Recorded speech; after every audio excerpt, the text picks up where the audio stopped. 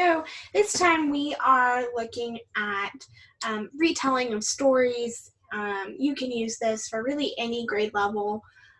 Just depends on how detailed you want to get and how detailed your graphic organizer is. With this graphic organizer that I'm using, I probably would use this for first or second grade.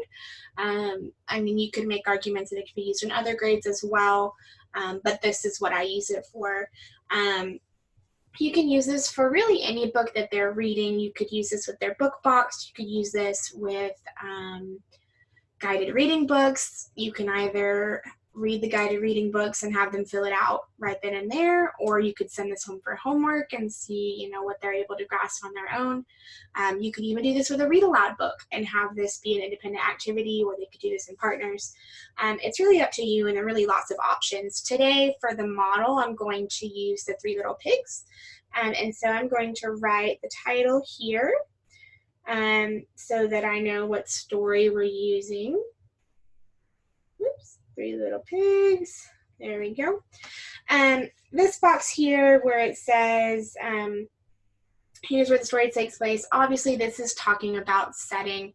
And so in this story, the setting does change over time. But for the most part, the story takes place at the houses of the Three Little Pigs.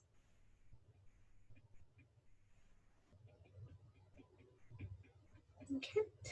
The next box says these are the main characters. Obviously, you've got to have the Three Little Pigs.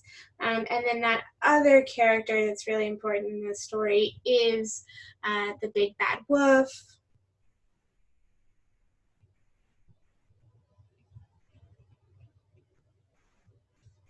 Okay. Now, depending on how you want to do this, I usually like to give these for homework with my guided reading groups.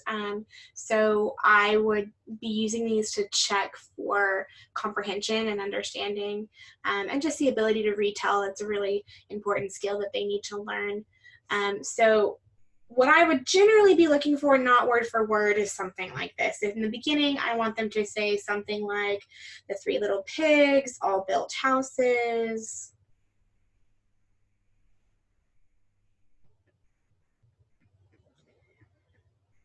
They might specify that they used different materials.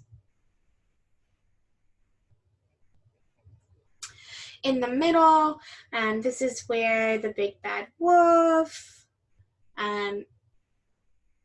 comes and he blows down, oops.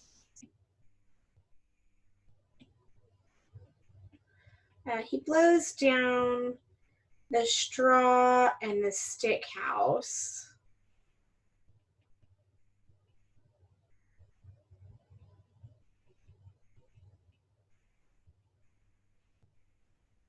Okay, and then in the end, the wolf is not able to blow down that brick house, and the pigs do live happily ever after. So I'm just going to put that the wolf can't blow down the brick house.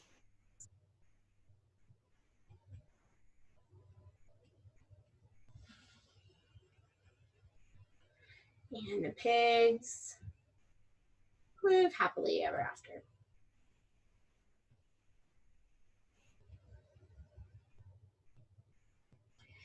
Now, when I'm checking for understanding, I'm not looking for this word for word. I'm not looking for them to phrase this exactly the same way, because they're not at the same level that we are. And so you really need to be flexible when you're looking at how exactly like yours it looks, because it really doesn't need to be as exact. But yeah, so this is how I would use this. And this is just one way, but you could do it lots and lots of different ways.